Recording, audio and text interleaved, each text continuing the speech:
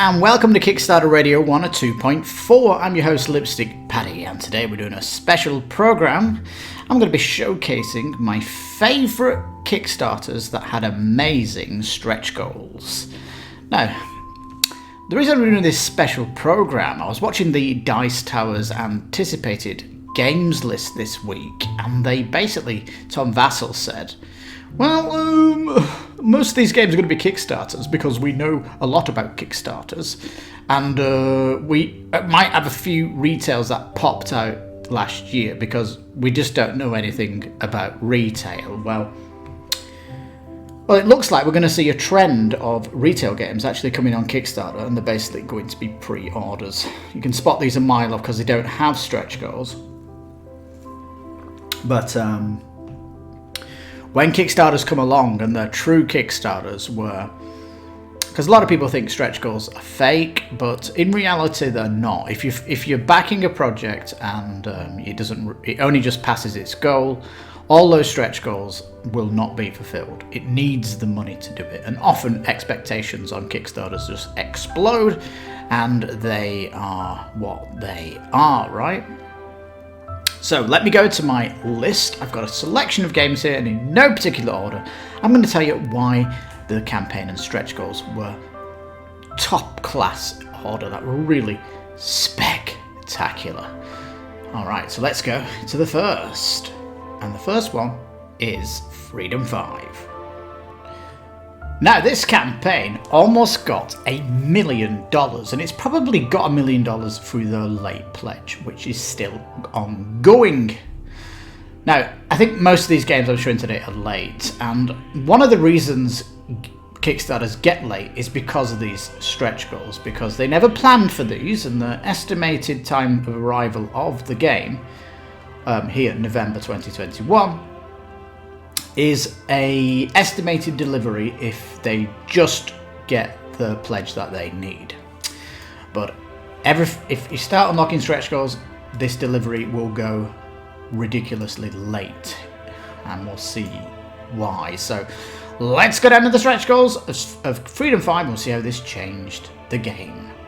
Okay, here we are. So as soon as they got funded, they started to do special cards, and I love the way they actually presented the stretch goals, because it was all in theme of the Freedom 5 comics here that they're doing. And the special cards here were adding kind of new heroes. We got ability cards, more bystanders in the game, which are like NPCs that you can save.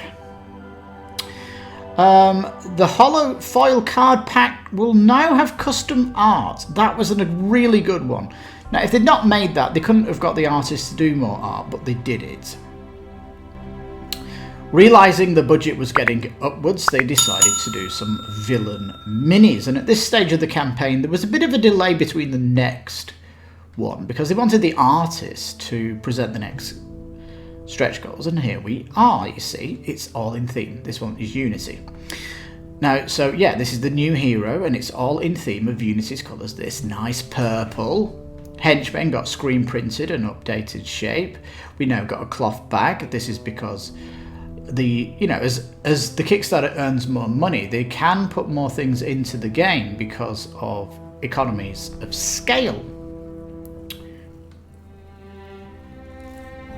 New villain, and again there was like a delay because they wanted to put it in the theme, but despite the delay they kept it going at this 10k cadence between each stretch goal. So when the villain was unlocked, it may have raised I think 250, and it had already unlocked misinformation when it popped up, so that was great. They then realised that when they hit 250,000, they could do more, and instead of doing stretch goals, they just gave us this Chrono Ranger as a kind of, wow, we're just going to give you this and we'll jump to the next one, because this was already unlocked before they put it out here. So yeah, new villains and scenarios. This is adding so much extra content, and this is what you want from stretch goals, is gameplay content, not more minis but actual content. We're getting really big now with some really big minis, but it's not just a mini This is a boss, and he has his own side story scenario book. So not one scenario, a book of scenarios for this boss. So really, really good. So as you can see, it's adding a plethora of content. Components are getting upgraded, and all this great stuff. The way they presented the stretch goals were fantastic. This was quite a leap here. It started to go in 15k. Crafting though, you can craft, so when you go in the campaign here, you can actually do crafting for your heroes, so they actually evolve, and it's like a bit of a role playing as you go through the game. That is amazing. Give you extra dice for free. So literally this campaign was like, we are not doing this for profit, we're throwing it all back into the game. That's what the feeling that you got. New hero abilities, 24. This has not been. This would have to be created. We know this stuff gets done later. There's no way this could have been predicted. They're already blown away by what was going on. So much stuff was coming in here, and as it started to get even bigger, we started to get more cool stuff. Again, more content was promised. Updated the box, and then the big whoppers up here, which was the Ultimates Hero and Ultimate Foil. It didn't unlock the Ultimate Foil, but I think they're going to unlock that because of stretch, post-campaign. I think they've said the Legacy side scenario will be unlocked. No, I don't think we're going to get the Mastermind, which was the million one. That'd be a nice shock, because we have getting these updates saying they are going to give us these last silver ones, I think we're getting. But yeah, they didn't get the million, but this was the last one. You can see it's just concept art at this stage. It was, it was like I said, all this stuff just made the game that much bigger, and it's going to be an absolute amazing game when it comes out. It is late, yeah, and the pledge manager is going to stay open so that you can get to see all the painted minis.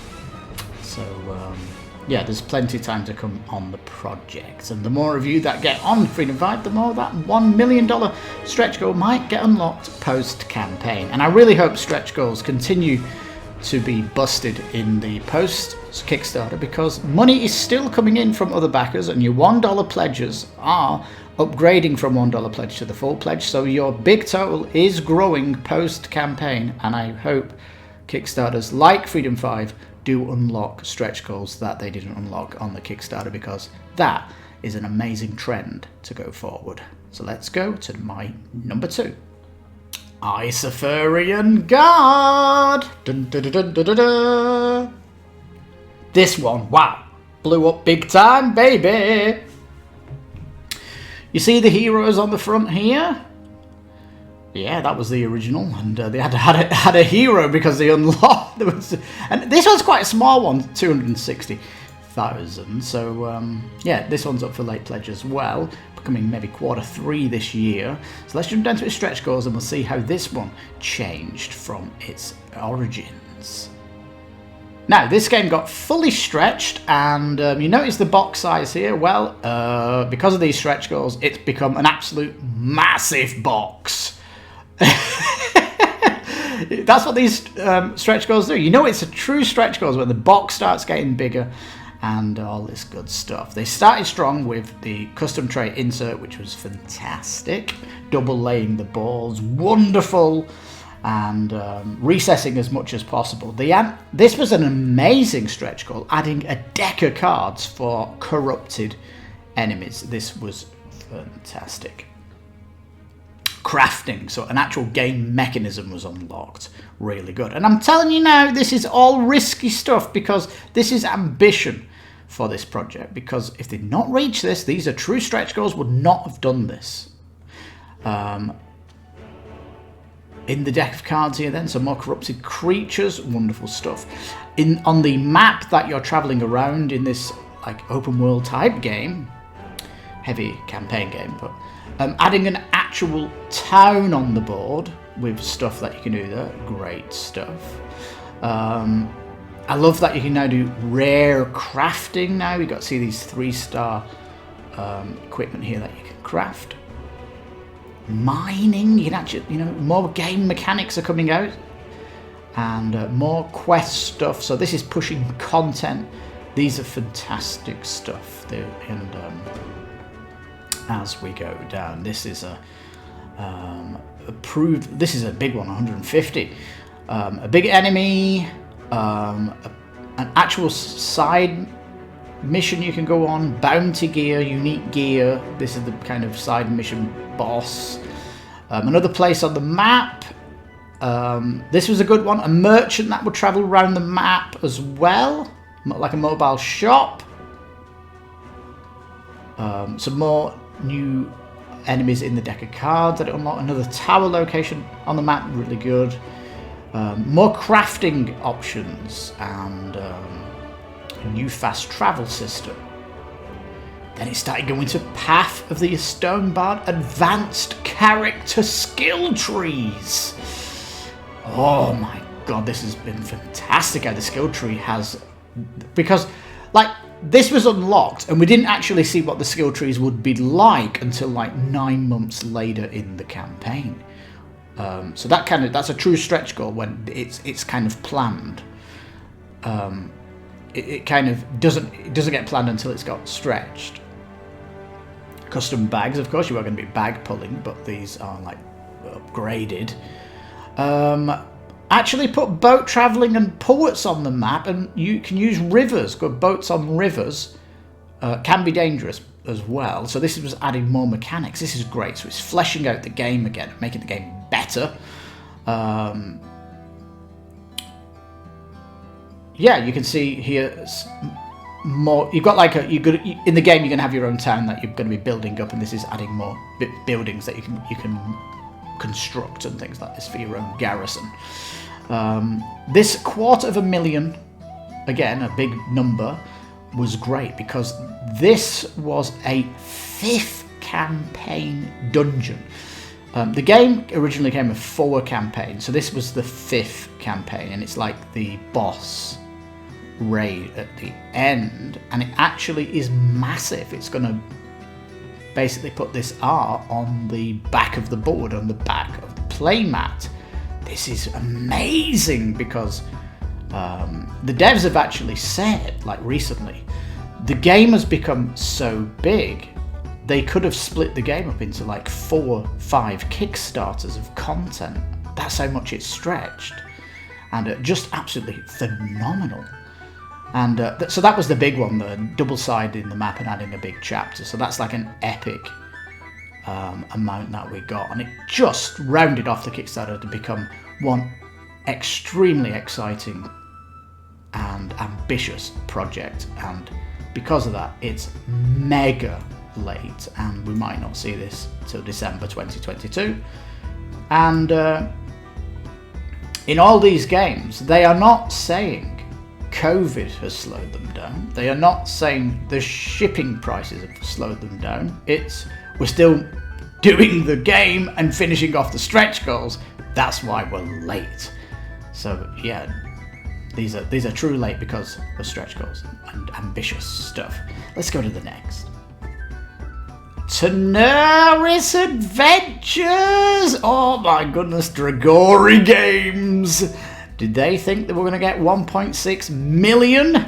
Oh my goodness. Let's jump down to the Kickstarter promises. Oh dear, this is going to be an epic one. Let's jump down. Right, so here we are with the stretch goals, and it was a 50k to get it funded. Now, the Arena the Contest, the game that, the first game that they did, and this is kind of a 1.5, it had nowhere near it didn't explode like this one. So this was completely unexpected, and it is completely had a big delay on the project.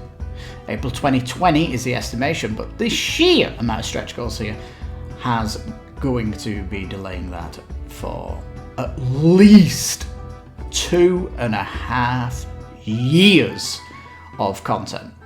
And again, no COVID or delayed shipping or anything like that. It was because there's just so much that got unlocked, and the ambition for the project just exploded. the 100k one. New hero, new cards, new gameplay with city and items and side quests. So this is like an absolute massive pushing of content here. Give you more minis, more side quests, more pages in the journal, just making the campaign really big. This is a massive adventure game, dungeon crawler, epic, ambitious stuff, just super incredible game. And these stretch goals just took it to the moon. You can see the campaign's getting bigger here, and they had like these little tracks that we were going down, but that's just chapter 1. I like how they kind of stage their stretch goals. And if you're following, they also did an RPG in the same way, and that kind of exploded as well. But this one was pouring all the stretch goals into the Tanares Adventures, and it was just making it such a big prospect of a game. Now, as you go through this massive epic list here, it just is going to push the estimated delivery far beyond any expectations. And so when you ever get a Kickstarter with stretch goals, just expect the game to be super late. And especially when it's growing as big as Tanares did. So, you know, adding more monsters means more variety in the dungeons. Side quests, so a lot more content you can do in the role-playing game. Adding actual spells, equipment and items to the game, fleshing it out even more. New bosses to the game. They eventually unlocked a boss versus boss mode as well, which was really, really cool. More actual gameplay mechanics here in the cities structure, which they didn't even announce until like a year after the campaign. It was like such an ambitious thing to add into Tanares Adventures. And so just an epic amount of content that was simply not finished at all, just what the lofty ambitions would be if they got this amount of money. And just getting so big. Now the 685k one, the Dragori side quest with the dragon here, was something really cool. We got a detective side quest coming on. This is more role playing going on in the world. More mechanics in the game with a blacksmith, so actually having to upgrade your equipment.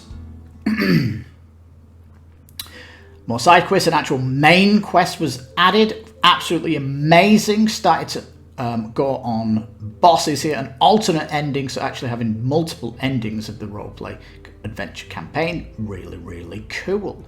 But it kept getting bigger, and it was like, oh my god, this is getting so big. Beginning of character stories, these are really kind of cool as well. And all these heroes that you're getting, you can like swap them all out in the city, and use different heroes for different quests and things like this.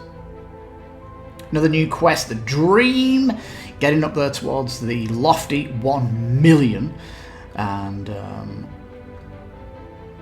as we got close to the million, it's like, I wonder what we're going to get at 1 million. Well, we got this huge boss, and they decided that everything up from here would actually become massive stretch goals. So a new hero character, the Witch Hunter. We would get a crossover with Isofarian Guard.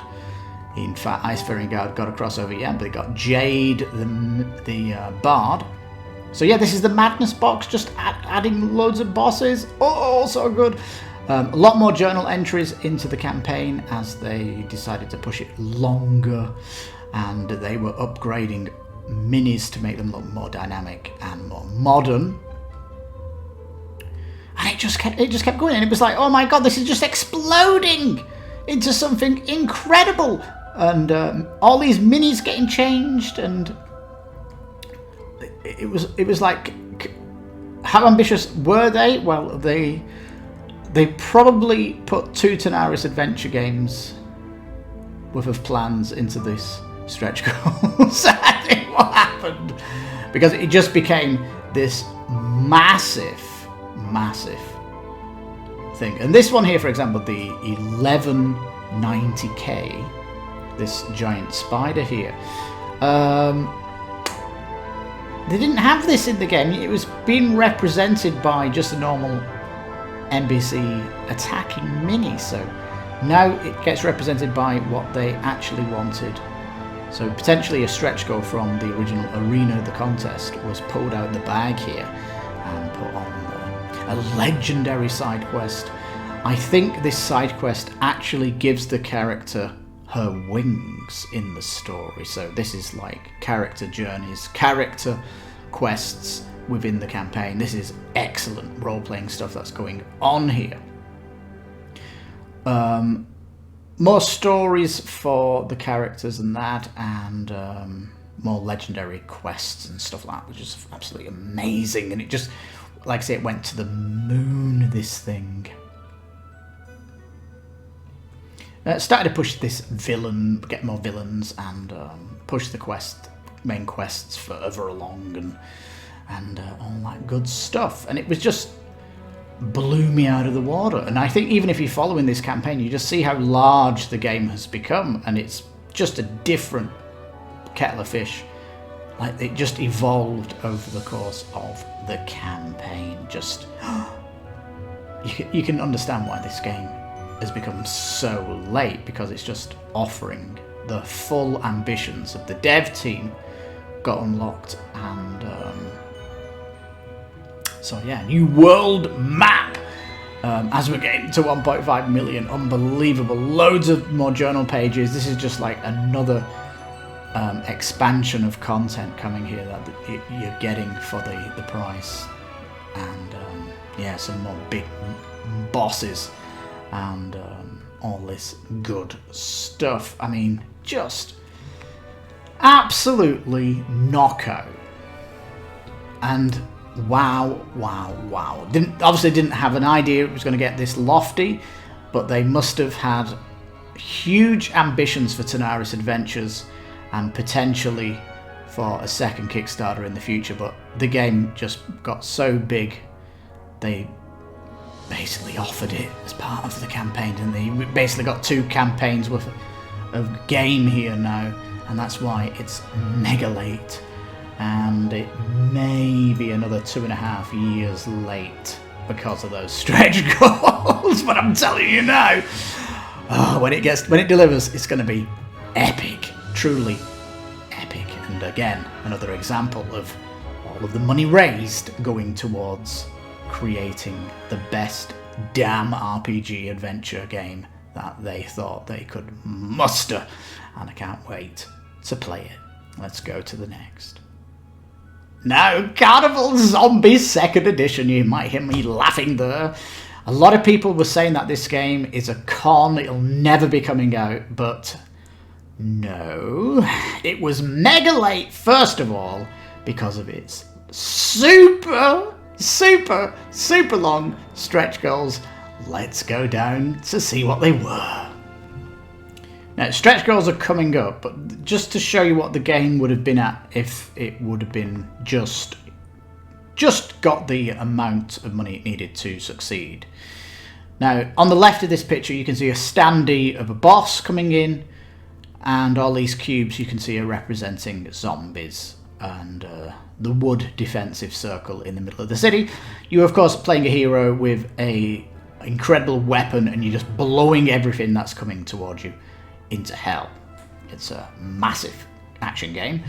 And November 2019. Oh, why did it get so late? Because of these stretch goals. Let's have a look at these.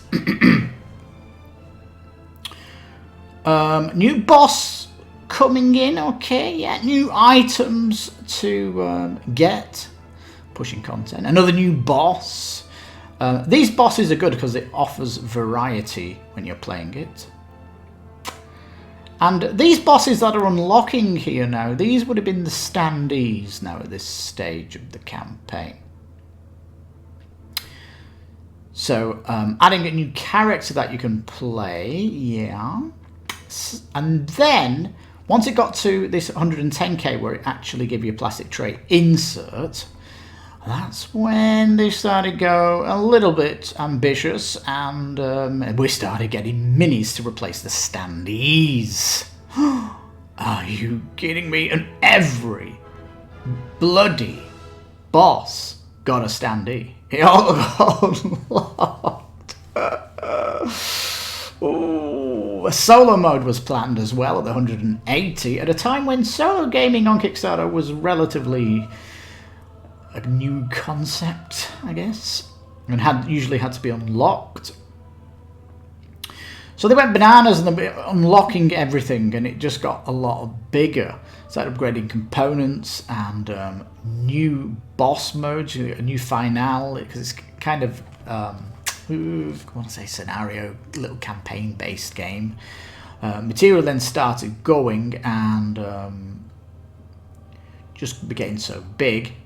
Things got better. Player aids, phenomenal to get them. Wooden tokens added instead of components, and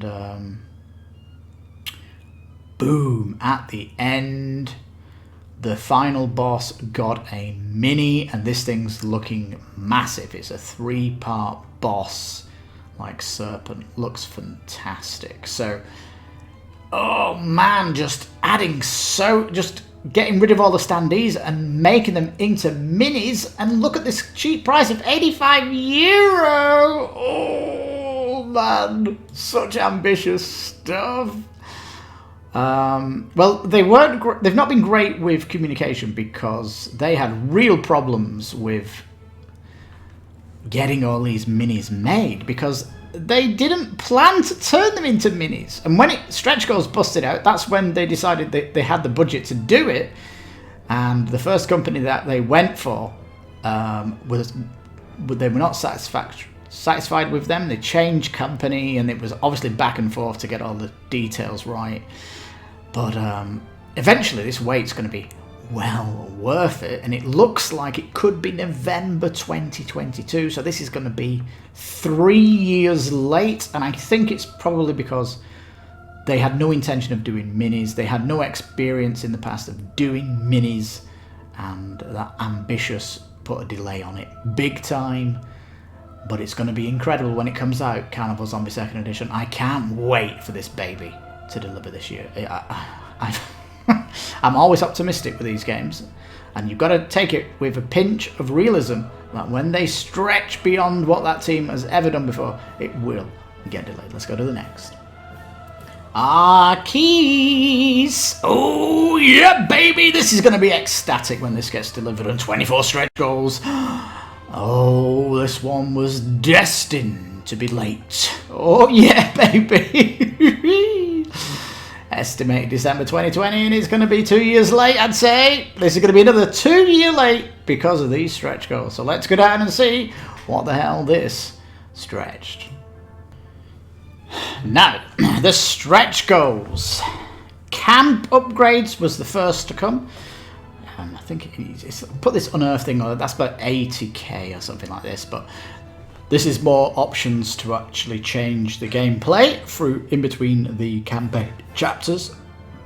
Upgrading the doors, this was going to be great as well. A boss came out, and this was kind of a multi one because it got these extra trauma cards. And yeah, so basically this is a dungeon crawler, isn't it, based in Egypt. And it just looks absolutely phenomenal what they're doing. This one, experience cards, was a big one because the heroes can now gain into something extra, so potentially another level of character development. This is an interesting one because it's going to unlock more AI for the monsters. That was good. A new playable hero, another option to play it as well. And if you're playing this solo, you might want to pick a character that you've not played as well to go with them, because they do have interesting development paths, each of them. Started to throw some promo cards in as it got bigger, and then more hero bosses and things started coming out. They were replacing minis that you were getting copy and paste minis and actually creating a unique NPC monster. I say NPC, they did unlock a mode where you could use these. Anyway, 5th player was good as well to unlock that as well. Not charging you, but throwing it in the box. Really, really good. More experience cards. Oh, this is like if you look at these, the character development was like level 3. They unlocked level 4 development, and now it's level 5 development, so they're getting even stronger. And I guess they had to become stronger because it was starting to unlock extra content where bosses were going to be more difficult.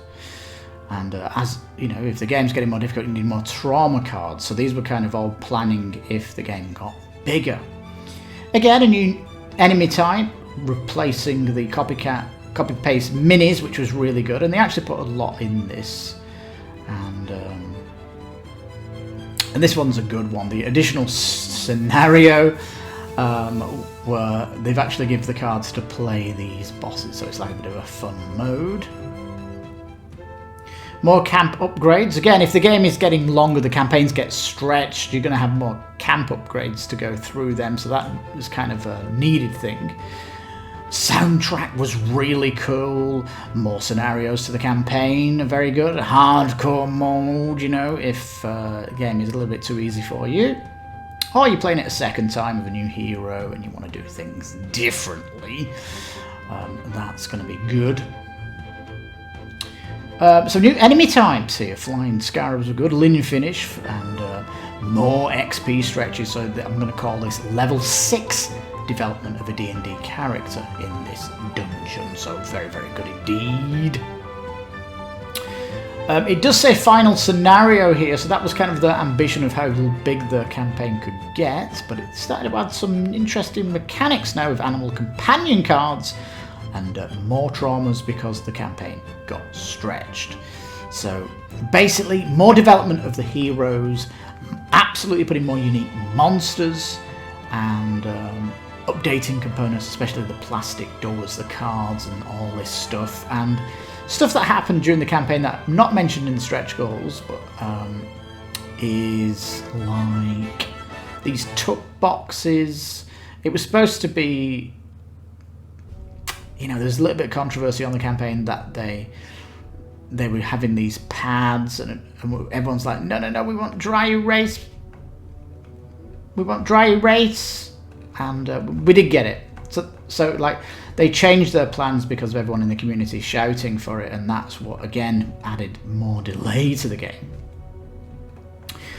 And what we've not seen here, but it was like a stretch goal, was once you finish with the campaign, there is going to be a dungeon crawl mode. Ooh, yeah, you can actually use the set that you've got here to play a dungeon crawl. So there's actually a second game been unlocked with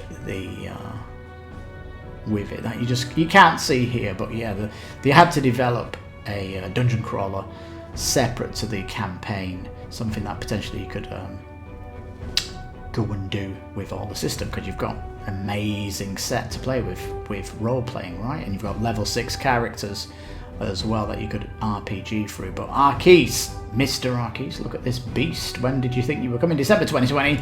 It's going to be 2 years late. Again, those lofty stretch goals pushed out the development time, and again, not COVID, not shipping delays, just because there's so much content to actually get through. Vampire the Masquerade chapters! Look at the size of that box, it's going to fill a Calyx shelf. Oh my goodness, did this evolve?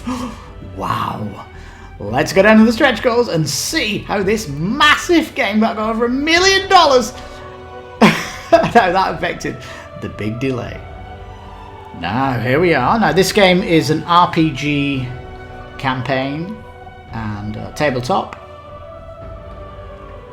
And lots of stuff going here. So an actual city map where things are going to happen. New character coming in. Spot UV on the box. These were kind of standard, but then it started to change as they started putting NPCs in the game. that are going to be offering a little bit more. This one here is a shop. This Thin Blood Haggler. Plastic tray, lovely. Then all of a sudden, new scenarios, side quests started popping up. Oh dear. This is a branching storyline through the chapters as well. So adding these side quests would be great because you can go on them and get unique gear, and it will help you with the chapters ahead, because it could, you want to maximize your strength as much as possible. So this is great having these scenarios. So yeah, this kept happening. More side quests coming on, and I love the fact that they had this arena where you're going to be fighting. It's a bit like Fight Club of a side quest. And yeah, there's this trainer NPC that's going to be there, and it says will teach your character new techniques. So this guy's actually going to teach you new skills. So that's new mechanics that was unlocked here too. And you notice on all of these it says to be designed. We had no concept of making this unless we got this kind of money. So these are true stretch goals. Sheriff NPC, these are all adding mechanics as well, by the way. Language support was good. It just cost extra money to do this, and this was good to see.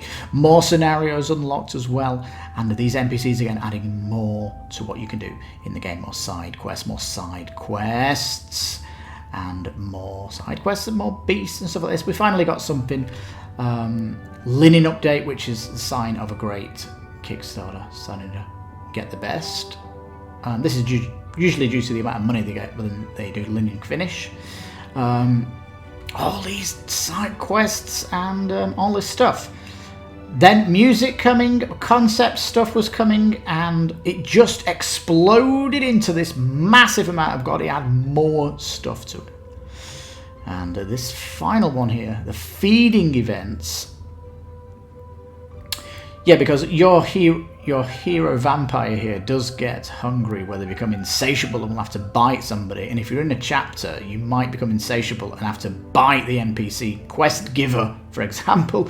Well, this one lets you calm it down because you can explore the city map that you unlocked earlier and go hunting, it says, for your favourite preys. And beware of the districts and their hunting specificities. And if you keep hunting in the same area, it does attract heat from the city. And you certainly don't want the to be found out that you're a vampire in the city, because this can affect things. But wow, absolutely massive delay on the on here. And what you can't see from the stretch goals here is if we go up to what you were getting in the box. They originally had this deck of cards to name the story, but they realized the story would be so big they would have to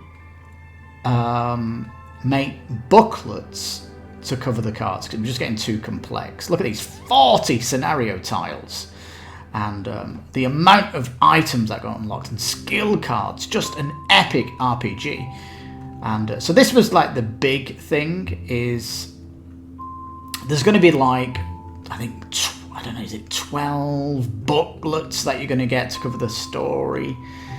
And they never planned that at all, and that's massively delayed them. They're up at something like 400,000 words written for this game, and it's going to be epic when it comes out. So this is chapters. Well, this one's curious because this could be like, I want to say 18 months late. I think it might be coming out Christmas time this year, later this year anyway.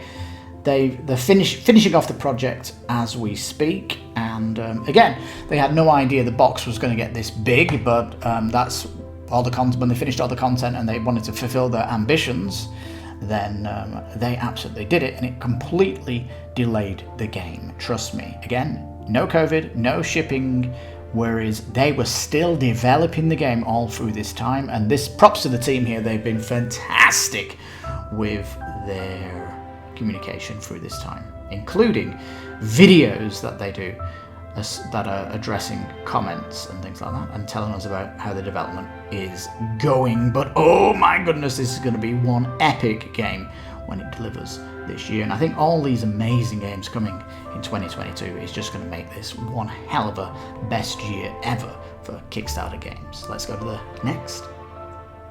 Fallen Lands 2nd Edition Big Box and the Descendants expansion. Well, this one was curious because it was only coming to Kickstarter because of the Descendant expansion, but it did decide to bring this big box with it, and it did have a stretch goal strategy in place, which is obviously adding to its delayness. So let's go down and have a look and see what it unlocked.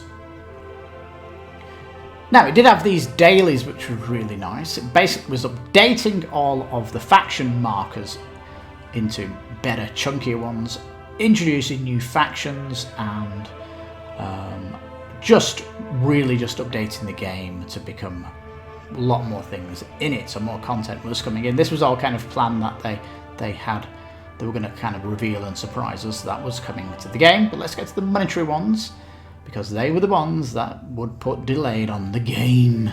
So here we go, the financial stretch goals.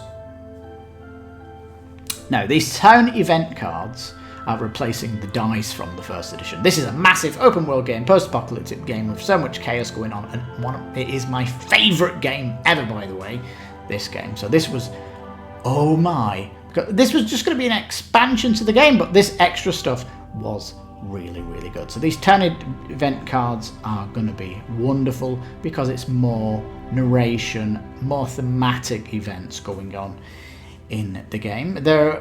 They planned on maybe updating how you're going to be tracking things in the game with these clips. Really good.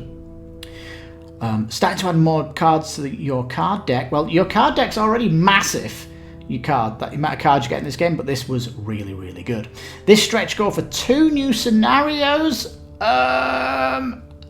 This is like an extra solo scenario and a co-op scenario. This is going to be the first co-op scenario to the game. This was wonderful. We're getting to see more stuff here. This was a bit of a surprise because it wasn't just because the expansion box was really just adding these town event cards. We're getting more cards, more content, but they're now adding more encounter decks from the city, mountain, plains, and missions into the game. This was amazing, and they offered to put in promos. This was also nice. And remember, this is just coming in as a small expansion, but it starts to stretch the original. This is making that original game even bigger, and that's kind of the surprise that was coming. Started to do a custom dice, which would be lovely. 11 new cards, adding more content to the game, and these cards are what drive the game, so this is wonderful to see. And it made this simple expansion become much bigger because of all these new cards. Just absolutely amazing. Now, when it got to 150k, this custom tray for the 12 faction markers was wonderful. I love to see this attention to detail that they're doing, and this is an indie team now, so this is really good to do. And trust me, all these extra cards you're getting on the stretch goal here have not been written yet. They're just planned for, and they take there's like a lot of thinking what goes behind these cards. They're absolutely wonderful. I do like they've added this stretch goal for an intro to the Fallen Land quick guide, especially if you're new to the game. That's really, really good. And more scenarios coming, just absolutely bananas what was coming. So there we go. It was really good, and we got to see some great things because stuff that they didn't think they were going to get this kind of money, and stuff they decided to do was update the art. Are you kidding me? All the cards, all of the faction sheets like this, art, and all the spoils cards, everything's getting new art. Are you kidding me? If you still have the 1st edition and you got the expansion, you were probably going to update to this 2nd edition when you knew the art was going to get changed, because it truly has become a big 2nd edition now. So the Kickstarter was like full of surprises. Not only did it bring out Descendants, which was this new new mini expansion, but it just brought so much extra content to the base game that was surprising. And again, that was monetary, because they did plan the daily goals, and the expansion stuff on the money stretch goals was basically, for them to kind of get down and do. So yeah, August 2021. These stretch goals, because of all the extra writing on these cards that was needed and balance and all this stuff, that must have definitely put delays on them. And of course, redoing all the art put a delay on it too. So this is potentially going to be a year late, maybe a little bit more. I can't wait to get it and experience this new edition of my favourite game ever, which is just absolutely amazing. Our final one today, Flamecraft. Are you kidding me? This one, $2 million. Oh yeah. I listened to an interview from the dev team and the artist in mid-campaign-ish. They were blown away by how much this was getting, and the actual artist had a lot more work to do, but she was so happy to do it because they were making the best damn game they could do with Flamecraft. Let's go down to their stretch goals and get blown away by what I call the leader of social stretch goals. Alright, now social goals, these were incredible. Go to a coffee shop, put your name on your order as Flamecraft, so they shout Flamecraft when your coffee's ready. Amazing. Make a dessert, chocolate or baked good in the shape of a dragon and send a picture. Really good. These stretch goals were just best in class. We haven't seen anything like this, and they all did get busted. It was very, very good to see. And of course, these are going to be adding content, so it was good to see these got going. They also had one for backers, which was really good. This was adding more mechanics to the game because they're adding cards and stuff that can be coming in.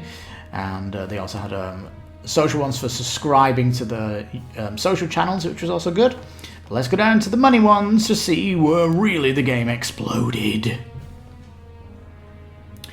As it started off, they decided to actually make the board itself extra long and illustrated, which was wonderful. And they decided to paint all the minis, screen print the components, and that's what they thought they would probably get. They didn't know if they were going to get anything bigger.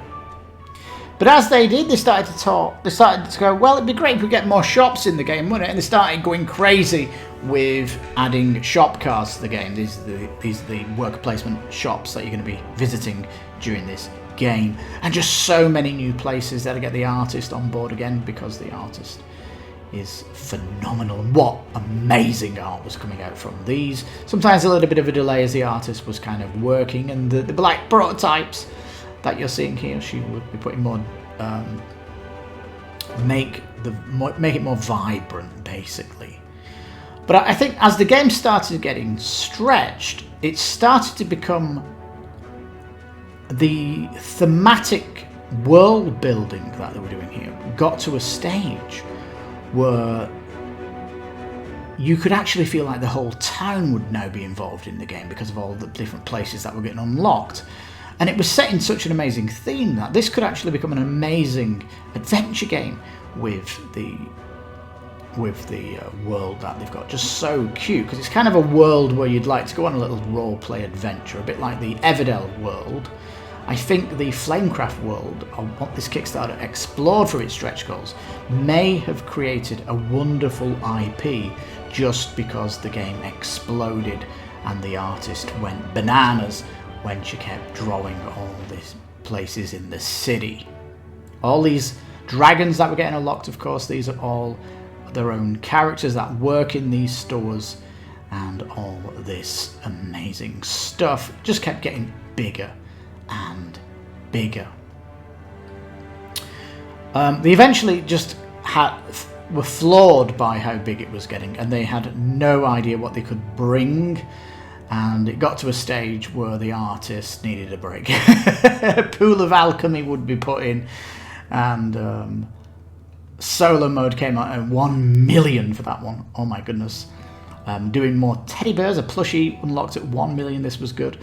And adding more dragons in, and doing more upgrades to the components that they didn't really think they needed, but they were trying to think about what they could put all this extra cash into, putting back into the game and all that good stuff, and started to do these alternate starter cards, so you had like an asynchronous beginning. So yeah, wonderful stuff was coming out here, and wow, just the way it exploded, it was becoming a perfect stretch goal, because when you see the team floored by how much money they're getting mid-campaign, you know they've got no plans for stretch goals and they've got to think out the box.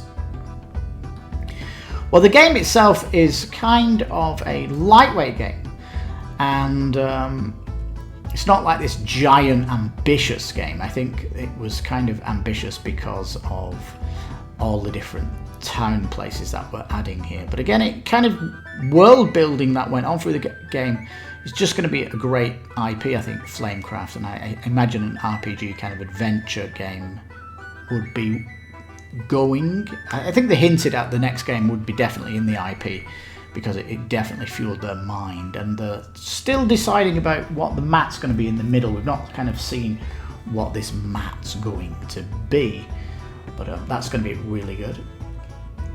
And let's go back up to the top, but just absolutely phenomenal. This game has just become one epic journey, and I was so happy to be involved in all these projects I've covered today, and they just stand out above all the Kickstarters I've covered, all the Kickstarters I've backed and people here at the station have backed. We all can agree these are the creme de la creme of stretch goals, because they went above and beyond what is expected of a Kickstarter. And especially this year, where we can expect to see more retail games popping on Kickstarter with no stretch goals, and it's basically just a pre-order. These are going to be remembered forever for me as a golden age of Kickstarter, which we might not see coming up because of all these retail games clamoring to come on crowdfunding sites. So, wow, peeps. Let me know which games you thought the stretch goals were amazing. I'd love to know any more examples of games that I've not covered myself, and that would be great to see what my viewers can think of incredible things and all that good stuff. So yeah, leave down in a comment any Kickstarters you thought the stretch goals were above and beyond what could ever be imagined, and how that game grew from day one to the end of the campaign into something so special that it was impossible to ignore, and you just backed it. Well, I can tell you, Flamecraft, I'm going to get all the pins, and I'm going to put all those pins on my white hat that I walk around with here in Mexico. It's going to be great. So yeah, I hope you enjoyed this special program looking at stretch goals in particular, and just how incredible Kickstarter is when you do get a game that has lofty ambitions and they don't mind drip feeding those ambitions into the stretch goals. But just be aware that it will delay the game, oh yeah baby, into considerable time, and don't whine about them in the comments. Just accept stretch goals. We're putting a huge delay on the estimated delivery, because the delivery estimate is if the game only got backed at the level it wanted, in this case 25k. Yeah, so, you know, delays, inevitable. And I think Flamecraft could have a 6-month delay on it, probably the shortest that we've seen. But I think the average we've seen in this particular is 2 years, isn't it? Stretch goals, big stretch goals can add 2 years to a project. Wow. So yeah, please give the video a thumbs up and leave a comment if you like. And if you're new to the channel, please think about subscribing to get more content of Kickstarter that I cover here on the channel. So thank you so much for watching. I've been your host, Lipstickpaddy. This has been Kickstarter Radio 102.4. You take care, stay safe, and bye-bye for now.